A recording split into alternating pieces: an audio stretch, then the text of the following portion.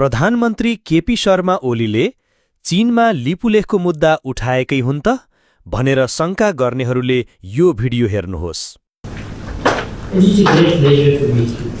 नेपालको भूमि लिपुलेख र लिम्पियाधुरा हुँदै व्यापार मार्ग बनाउने भारत र चीनको सम्झौताप्रति आपत्ति जनाउँदै प्रधानमन्त्री ओलीले चीनिया राष्ट्रपति सी जिनपिङसँग आँखा जुदाएर सवाल राखेका छन्।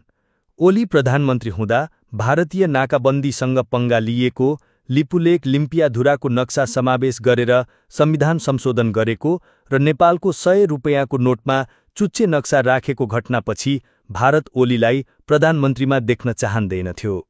तर ओली प्रधानमन्त्री भए।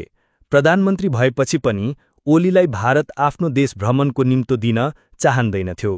ओली प्रधानमन्त्री भएको 1 वर्षसम्म भ्रमणको निम्तो दिएको पनि थिएन।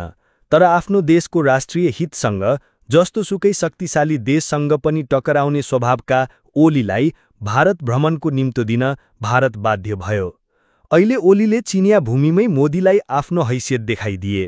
भूगोल र जनसङ्ख्यामा भारत र चीनभन्दा कयौं सानो नेपालका प्रधानमन्त्री ओलीको यो दुस्साहसले मोदी कायल भएका छन् र ओलीले संसारको ध्यान तानेका छन्।